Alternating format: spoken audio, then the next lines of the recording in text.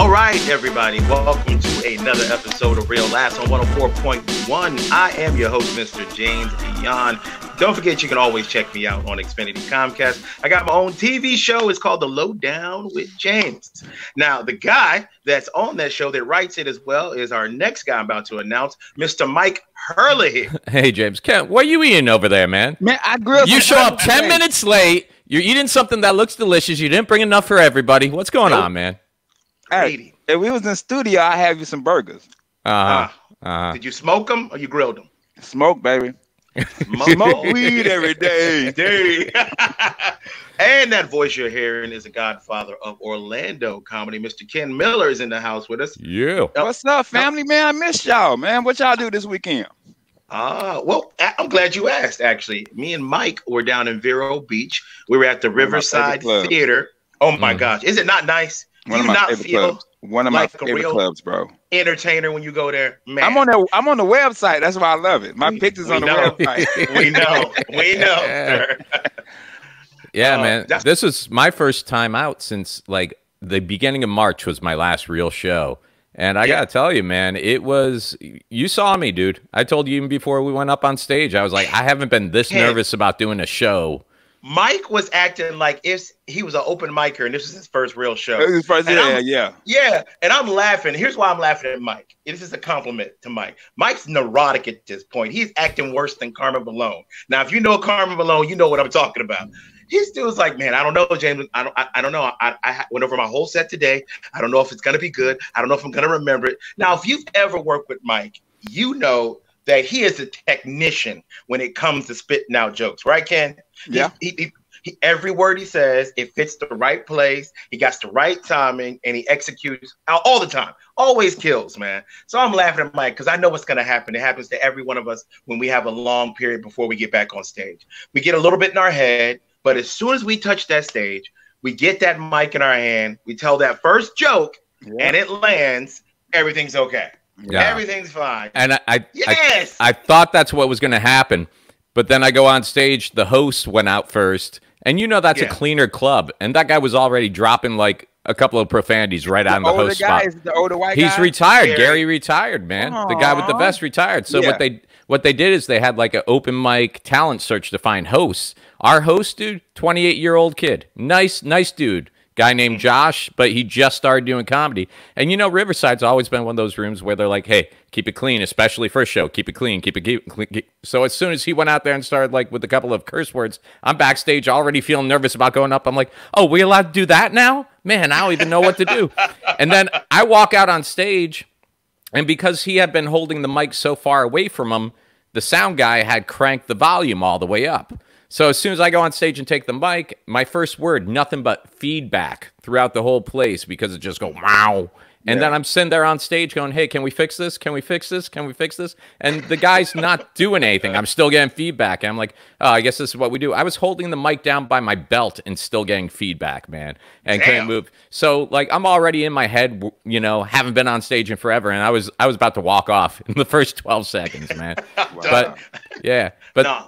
Then it's, yeah, man, it was a little, had to knock some of the rust off, but it all came back. And there were little tags that, like, I left the stage and I'm like, oh, why didn't I say that? Why didn't I do that part?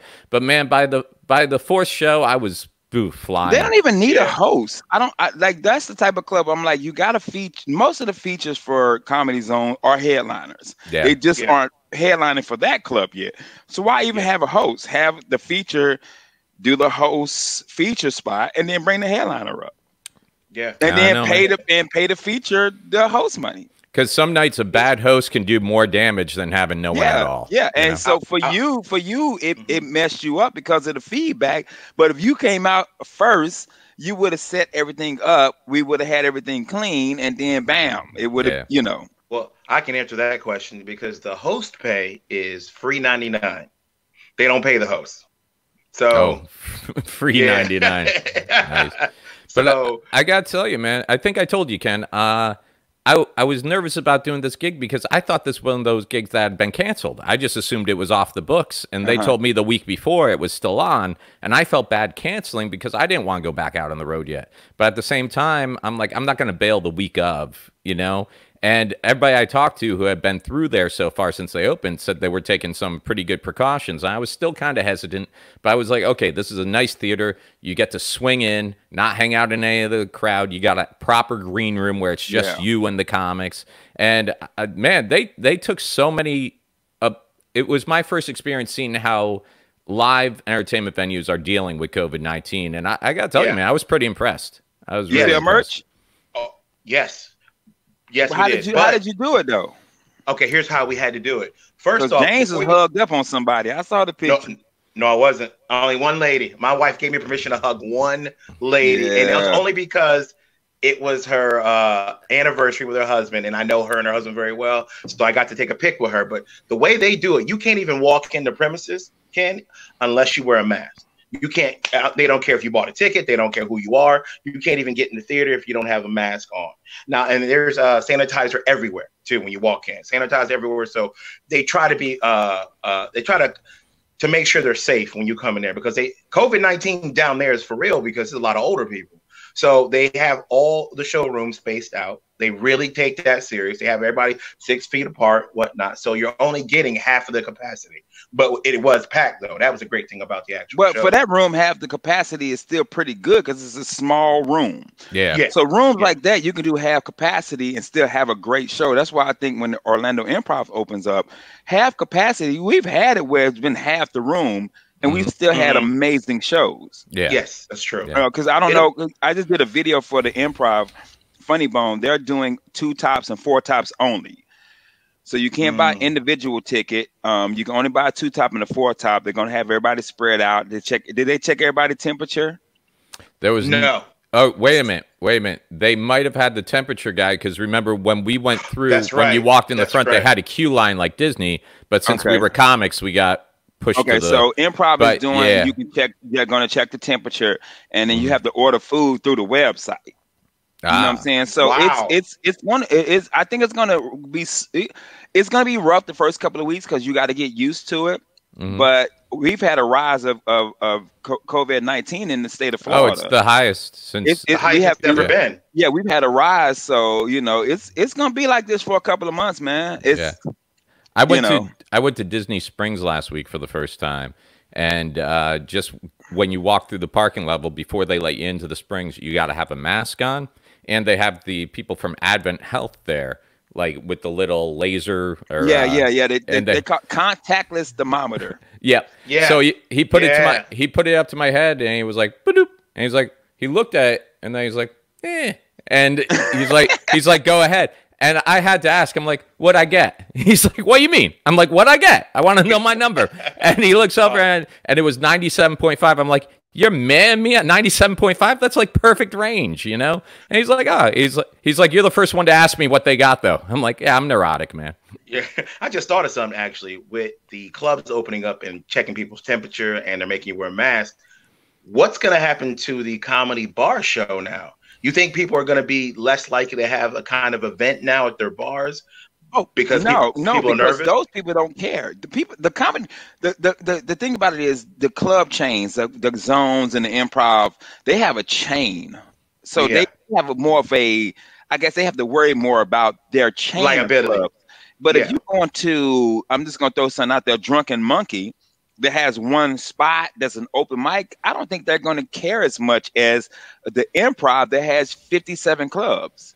Yeah, right. You know what I'm saying? Or the Funny Bone or the Comedy Zone that has 20 plus. I don't think those clubs are going to care as much as, a little bar show is going to care. Yeah, I've already seen the bars. Once the bars were allowed to open, they already brought back their open mics and their karaoke. They've been waiting. James, you did the bar show, the one that Duncan J did. Did they do any of these measures at that show? It was in a lounge, though. It really wasn't a typical bar show, though, because they had like space for actual tables. It wasn't like, you know what I mean? Well, my thing of a bar show was the bar inside the club. It was a bar. Okay, that's a bar show to me. If the bar is inside the club, that's a bar show. But did they do any of that? Did they check temperatures? Did they? No, they did not. Did they space people?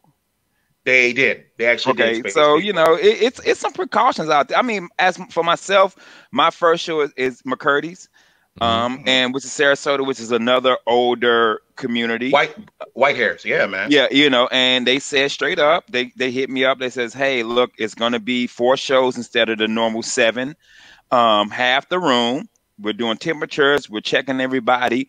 Do you still want to do it? I said, yeah. I mean, it's 4 shows, $200 a show. I take it. I still take it. Now the crazy part for me is you know me, I'm a hugger. I'm a person that likes the after the show we interact with everybody. That's kind of our personality. That's here in Florida. And that's the one thing I learned from like you and Type Mike. You got to greet the crowd after the show.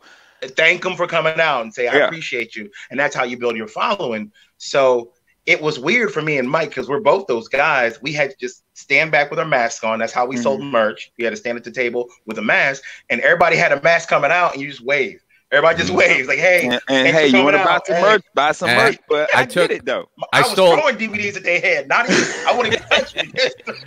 I stole the sanitizer from the green room. And I had it on my merch table so everybody could get a little pump, so they could buy merch and get a free pump of sanitizer. Yeah, it was a good deal. I will say, in the area though, Vero Beach, they even closed everything down for COVID as far as earlier hours. People are walking around with masks on the boardwalk and stuff like that. That's just Vero, man. Vero closes up early. Like Vero, yeah. No. I don't mean at night. I mean in the afternoon. People are cutting their hours, no dinner, just breakfast and lunch. Wow. Oh, okay. I know because Vero, one of them clubs I used to do. I'm like, all right, man, where can we go after this? They're like, what's a wine bar? I'm like, I don't drink wine, and I would go, and then they were like, all right, shut down in like 25 minutes. Like, yo, we just got here. Yeah. So know, it's one of them places where you do the show and take your ass home or back to the hotel. There's a cop that's always at the Riverside Theater. They always have somebody there, and the cop's name was James Uli. Cool guy. After the show, we wanted to eat something because, we don't eat normally during the show. We kind of, wait till afterwards. And he knows everything closes down except IHOP. So he knew we were hungry. So this cop, shout out to James, gave us a police escort to go to IHOP so we could go there and get some food. Which was cool, man. Shout out to that dude, man. Yeah, but I'm getting on the road in next month, man. And I'm already booking hosts. As a matter of fact, I'm about to start booking hosts for the new Bonkers downtown at the Beecham. Yeah. Is that going to be a monthly or a weekly? No, it's weekly because James, you're gonna be you're there, right? I saw you on the website. James is there. Yeah. I know Vince is there. Jersey, Ross nights? Pageant. It's a Friday, Saturday. I think they got Eugene Torres headlining. Yeah. See, I didn't say his name. You did. I just saw the flyer. Yeah. I saw the flyer. Well, it's funny because when I first got the word on it, Margaritaville's open as well. I got the word on it, so I went to the site to see who was hosting because I'm doing something different now with booking hosts. I'm picking hosts. I'm going through the Bonkers, host people, and I'm picking and I'm hitting them up individually, like, hey, I want you to host because I'm not on Facebook, so I decided I'm going to pick who I know who is strong because it's a new room. It's a new room, so I said I'm gonna pick who's strong, and I went and looked, and I saw, We are not going to talk about that, but hey, I'm just happy that comedy's starting to come back because it's starting to come back, man. I really have, and people need a laugh right now. People want to get out and laugh. So many people after the show, right? Mike's telling us we needed this. Thank you guys so much. I'm like, we needed this, and by this I mean paychecks. But my thing is this: if we needed this, 100% true. But just be safe. You know what I'm saying? If you don't feel well, stay your ass home. Just stay home. Comedy's gonna be here for the rest of the year. If you're not feeling well, stay home, and that's for everybody else. We do that club once or twice a year. James will be back. Well, guys, don't go anywhere. We'll be right back, right here on Real Life. Welcome back, everybody. You are still listening to Real Laughs on 104.1. I'm your host, James, joined with Mike Herlihy and the Godfather of Orlando Comedy, Mr. Ken Miller. Now, don't forget, people, you can always listen to us on the iHeart app, iTunes, and Spotify. And you can always follow us on Instagram, Facebook, and our new YouTube. You can watch all this hilarity as well as listen to it. Now, I wanted to talk about something that's near and dear to every comic's heart, especially Ken's, and that's alcohol. You already know, Ken, don't you? You already know. when we all get together, me, you, and Mike, we will always have a drink together. That's what we do. That's like a little tradition. We at a club, we're watching something go down. We always have a drink. Now we all have our. That's basically. I just can't be around you guys sober. That's the whole reason for the tradition. But we've all had those nights where we say to ourselves at the end, we're like, "Oh my God, I can never do that again. I'm never doing that again." Now, my favorite time for that actually is not me. My favorite time is watching my wife go in. Now, Mike, you've been there for something. Bro. Yo, my wife, when she wants, can really drink. And I tell people, don't drink with my wife. I know, look at her. She looks happy, bubbly. Yeah, but my wife can really drink. And sometimes she'll drink too much. I know. I got her drunk one night. You did. Yeah, sir. Yeah. You told me about it. She called out the next day, bro. Yes, she did. She was done. My wife has sworn off anything alcoholic that is blue. Mike was there one night. My wife had 6 blue Long Island iced teas. Mm-hmm. Then we go to another bar across the street, and she does 3 or 4 shots and then drank a beer at the end of the night. Bruh. Yeah. On the way home, we had to stop 3 times on the side of the road because she had to get all that blue out. It was like she was stomping on Smurfs down I-4. Like, it was ridiculous, man. She passed out. She started the night by lighting James while he was on stage. I was hosting the show at the Improv, and James was doing fine, but Michelle didn't feel like James was doing fine. No, she didn't. And she's like, someone needs to light this guy. And somebody at the table next to her is like, this woman needs to shut up. I'm like, no, that's his wife. It's okay. And then I was hosting the show, so I'm like, I'm not going to light James. She's like, give me the light. I'll light James. I'm like, all right. Yeah. You go. And it ended with her face first in a plate of pancakes at Perkins. Just like... We went to Perkins afterwards. I forgot about that. Yep. One of the things you want to do when you drink a lot of alcohol, you want to get something greasy in you. So we went to Perkins. My wife orders all this food, didn't eat one bite, Ken. Just put her face into it, and that was it. We let her just sit there while we finished our food. Like, yeah, that's my baby. Yeah. And after she fell face first in those pancakes, she's been eating gluten-free after that forever now. She don't eat no gluten because of them pancakes and her being drunk, man. So blue Long Island iced teas is what my wife will not drink anymore. She swears, nah, never I'll drink that. You ever have a night like that, Ken, where you're like, I'm never drinking that again? Bruh, so mine is called Aguardiente. It's a Colombian drink. And me and Sean had it at my best friend Angel's wedding. Okay. Well, we were taking turns throwing up.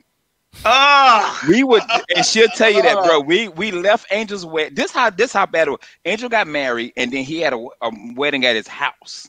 So he got married at the courthouse, but he had a wedding at his house. And I was best man. We had a good time, and we took a shot of it. It's a Colombian liquor. I might be saying the name wrong, but it's a Colombian liquor. It tastes like licorice. It's disgusting. And we were doing them. We was just having a ball. We got drunk, me and Sean, and I was at my point where I'm like, I can drive. Let's go. You know what I'm saying? Right now. You know, like at right point, now. Like, but as soon as I get home, we got in the car. We both were stumbling. We were throwing up all day. I hit my boy Angel up. I says, bruh, we had a blast. He says, dude, look here. He fell asleep. The music was still blasting at his house. All the lights were on. All his doors was unlocked. That's how messed up we got. So I can't do shots. Any shots, anything. If you give me some liquor on the ice with some cranberry juice or anything, but if I start doing shots, I know I'm calling out of work the next day. I'm calling out to work the next day. I'm calling, and my supervisor, shout out to Suzette, if she listening, she know. If I hit her up at 6 in the morning, be like, "Hey, look, I ain't gonna make it." She can go to my Facebook and check and be like, "Okay, I know what you was doing last night." Damn. So I've got to look that drink up. It tastes like licorice. Oh, it's so good. Now I will tell you this. You know, I love Crown. Crown has never got me to the point where I'm sick. I don't know if because my body's used to it, but if I do shots, if somebody start passing around, what's the fireballs? Oh no, or stuff like that, bro. Rumplemans. Oh, yes, man, Michael, I'm done. I'm done. I'm done. I'll never drink Rumpleman's again because me and Mike, we went to a little place in Bartow.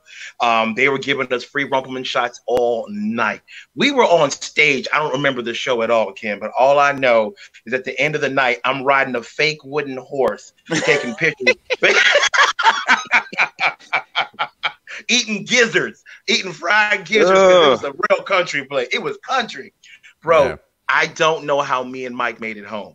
It was like we went to like what do you call it, wormhole or something? Because I don't remember driving at all. I just remember waking up and I was in my driveway going, oh my God, I'll never do that again. So, Rumpleman's I've never had one after that, Mike.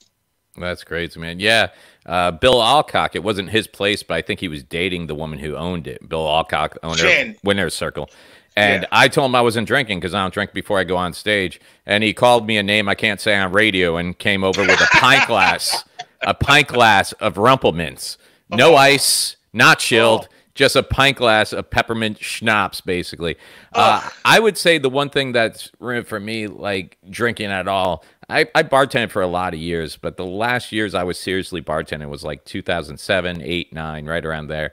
And Jägermeister became the big thing. And it was all about Jaeger bomb this, Jaeger floater. It tastes like NyQuil. When you I don't mind NyQuil. Jaeger I can't do. When you have a liquor that has to be chilled and mixed with the most sugary drink you can find just to make it consumable, that should be a sign you shouldn't be wasting your time doing these things. At all.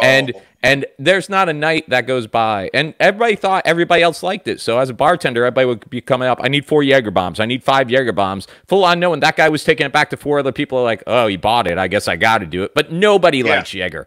Nobody enjoys the taste of Jaeger. Jaeger is the only alcohol I've had where when I get sick later, I can't stop throwing up until you see that weird green bile at the bottom of your. I mean, it drains your stomach, and but it sells so well, which is crazy to me. Like people loved it.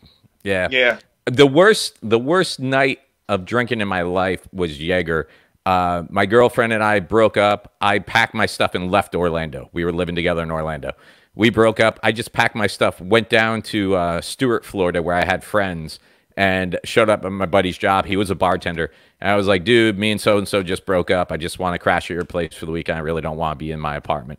He's like, yeah, man, no problem. He's like, I get off in like an hour. We'll go hit up the bars and stuff. I'm like, great. And you know when you're drinking with a purpose, like drinking to forget? I was just pounding. And like everybody knew my girlfriend and I down there too. So like he would tell why I was upset and people would show up with a Jaeger bomb. Like, Mike, man, sorry, that's messed up, man. Here.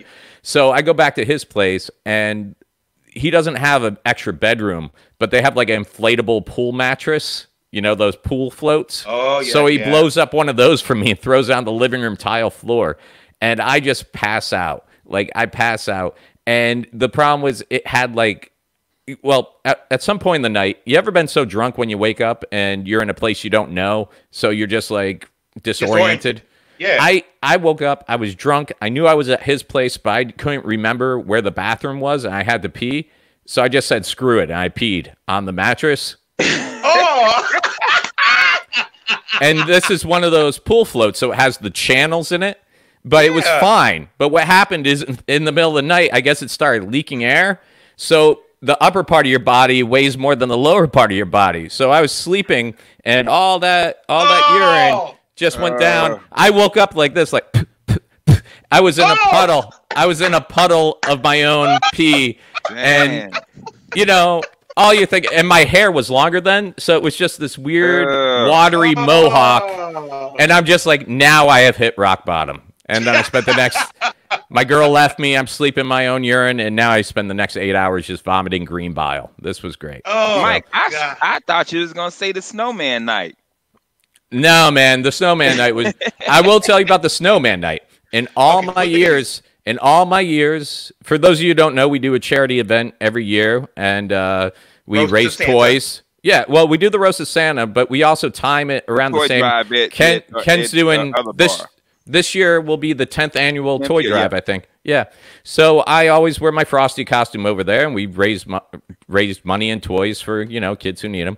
And Frosty had quite a few Jameson on the rocks that evening. And that's the first time in all my years of drinking, bartending, everything else that I actually looked at someone and said, "Can you take my keys? I can't drive."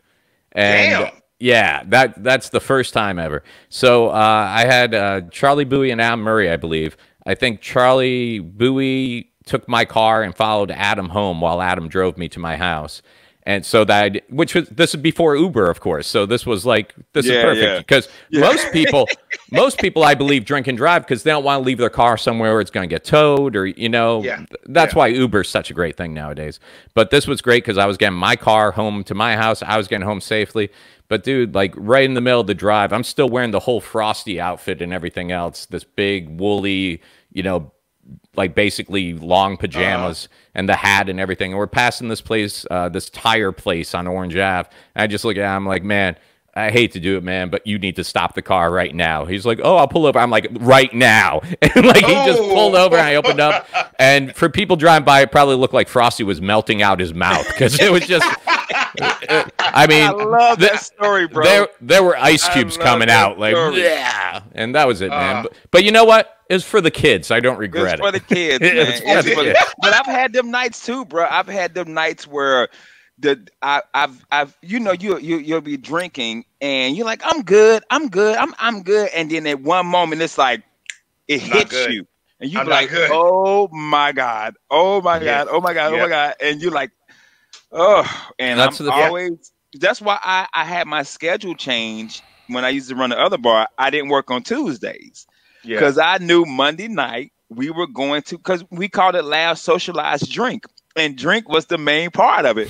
Yeah, it wasn't even about the open mic. It was just a bunch of comics getting together, having a good time, getting drunk on a Monday. Pretty much. Which for everybody else, that's weird. But for comedians, it's like, regular night. Yeah, that's why, like, when I was a kid, I didn't even drink beer. Like, I didn't drink anything. I started out with Long Island iced teas and then moved to, like, Tom Collins. I never had a taste for beer until I started working at this place at Disney's Boardwalk, where the only shift drink they would give you is a beer every now and then. So I'm like, I guess I drink beer now. But like the older I get, the more I just know my limitations. Like I know I can have a Jameson because I can sit there and sip on it and have some fun and talk. Yeah. But man, if I start drinking those like early in the night, 5 Jamesons go down just as easy as 5 beers. So you really I gotta pace myself. Plus I know 2 Jamesons, I'm likable and friendly. For me, 3 Jamesons, I'm like, remember that thing you said 9 years ago? We need to go outside and talk about that now. Right now.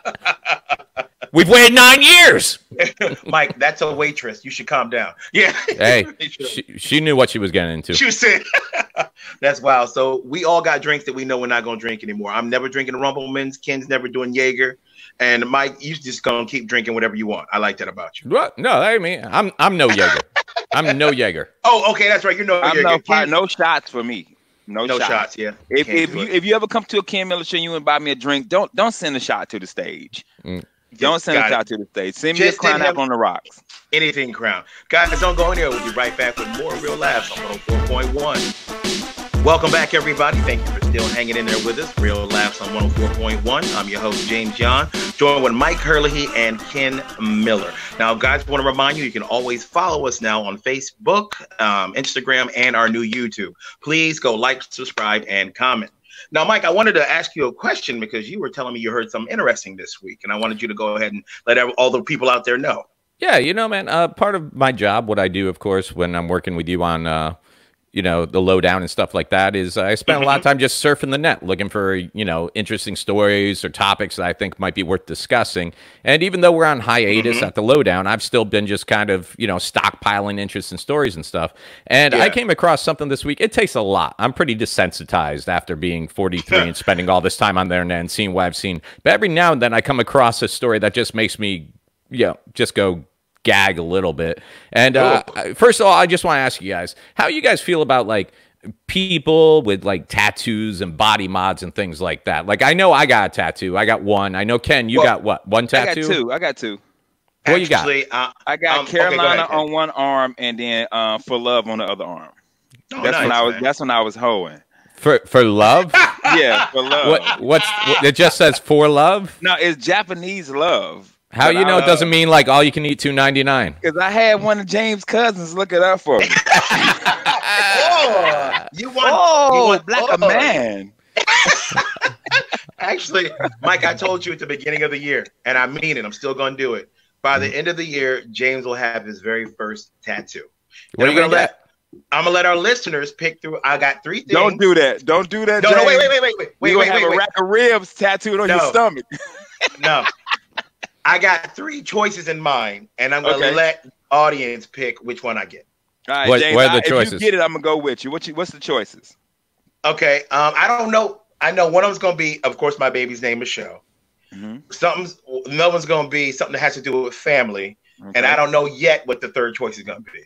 Okay, and if you do it, I'm with you, and let's go to Tampa and let Kyle Roos do them for us. Oh yeah! Shout out to Kyle Roos. I like Kyle. Kyle's a good dude. Because my love tattoo I got with my ex-wife, and my new wife said I got to cover it up, so I'm with it. Well, that makes a lot of sense. That makes a lot of sense. It's funny because people say with like tattoos and body mods and things and piercings, they say it's like addictive, but all through high school, I only drew like one thing that I wanted that I really liked for a tattoo. And it took me till I knew I wanted it in high school. And it took me till I was like 33 to finally get a tattoo. And it's just a Celtic cross, and it's got the claw in the middle, you know, the heart, the hands, and the crown. It's a nice tattoo. Yeah, I love it. And I've never really, you know, when I had the kids, I started thinking about maybe getting their names or something like that. But it's like Ricky Ray says, it's like, man, you got a wallet, put a picture in there. You don't need to put anything on your body, you know. But I do think that sometimes piercings and body mods, I mean, I'm all for people do whatever they want, but sometimes I feel like people are just going a little bit further just to try and get, like, dude, are you doing that for you because it's what you wanted, or are you doing it for the shock value? So this is what I came across this week. I don't know if you guys have seen this yet. Basically, this is taking ear piercing to a whole new level. Like, it's still in the ear, but you'll see the hole's much bigger. So I just kind of wanted to see what you guys thought about this. Oh. For those of you listening, go ahead, explain, James.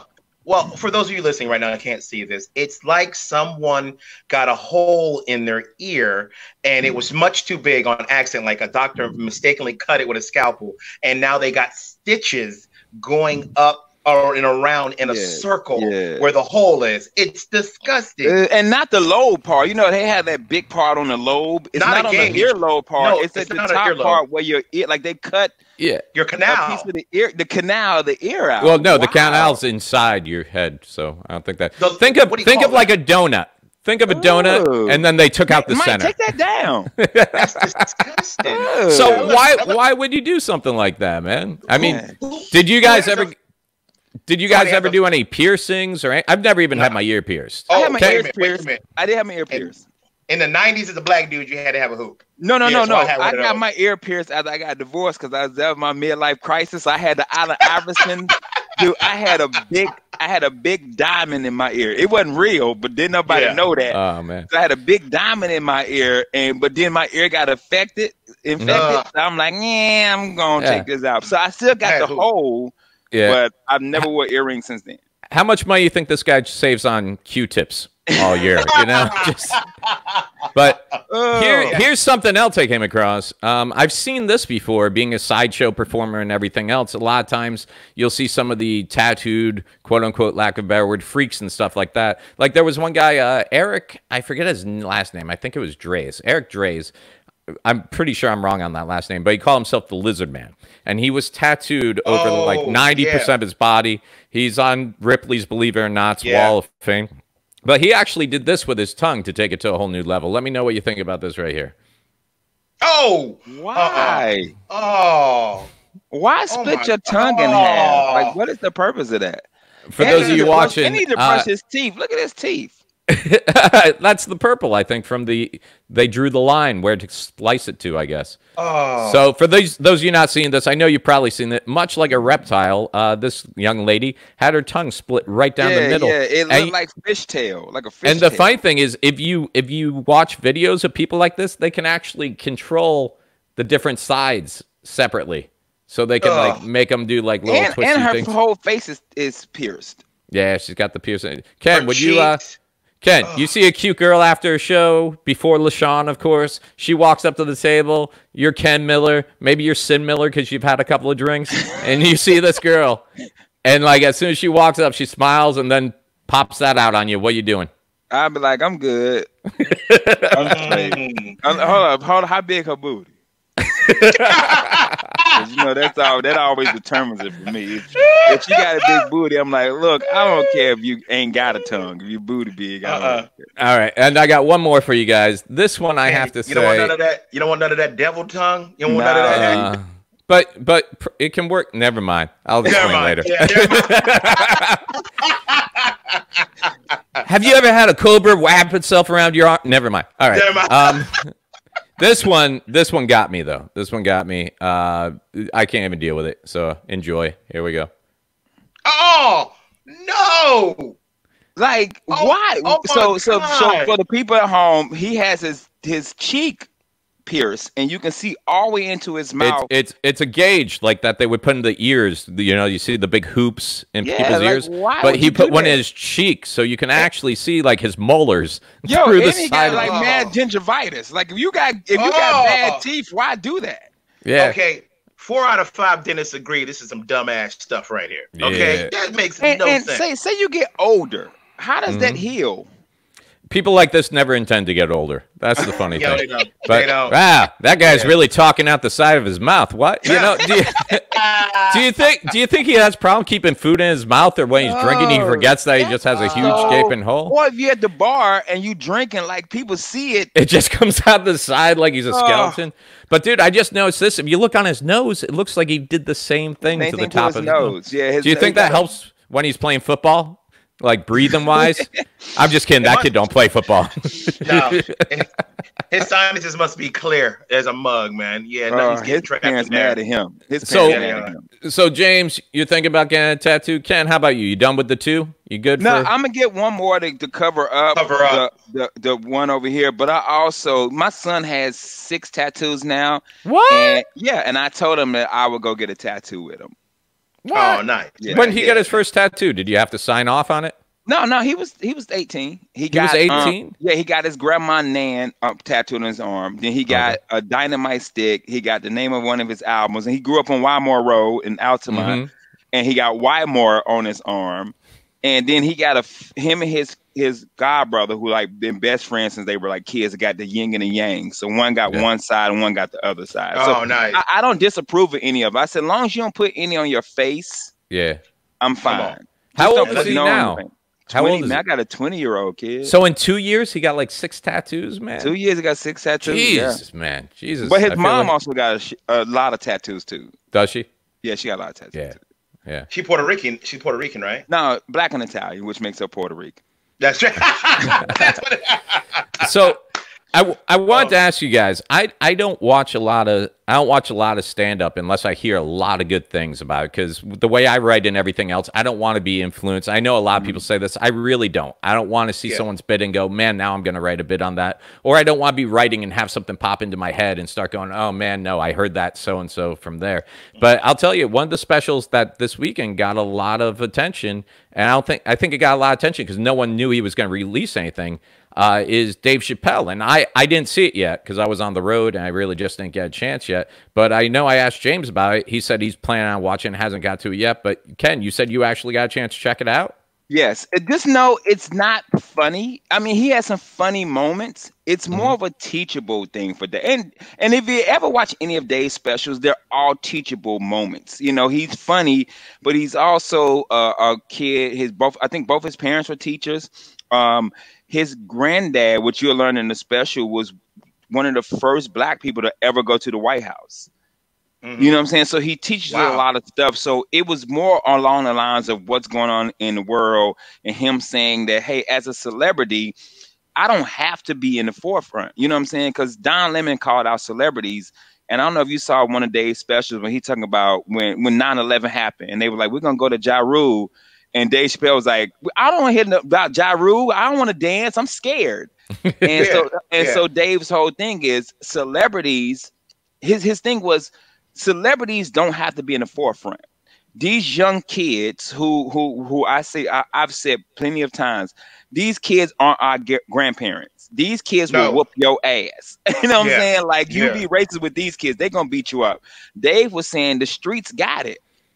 As a celebrity, I don't need to be in the forefront. These kids right now are running the revolution that's going on in America right now. And that was his main thing. He just wanted to put light to everything that's going on and let people know we don't have to always, because every time something happens, first thing we look for a celebrity. We look for somebody that's famous to come out and have our cause. And why do we do that so much? Yeah, you don't need it. Because they have a bigger platform. They have 50 million followers on Instagram. You want that platform instead of a kid that got 300 followers who's out there with his sign saying Black Lives Matter. Dave is saying, you don't need me. You got 100,000 kids right now protesting in LA. That's who you need. Yeah. Because it's not affecting me. I'm rich. Yeah. You know what I'm saying? I'm rich. It's not affecting me. It's affecting the common man. And that's what Dave was trying to say. Now, did it have some funny points? It has some points where it's Dave. He said some stuff that you know is Dave Chappelle. But for the most part, it's super serious. It's called 846, which is how long the cop had his knee on George Floyd. Floyd's neck. Yeah, and it's Dave being serious. It's a serious thing from somebody who I think needed to speak, because he's such an intelligent guy, and I don't think people see that in comedians. You know what I'm saying? Yeah. I don't think people see us because we're considered the clowns, which I hate.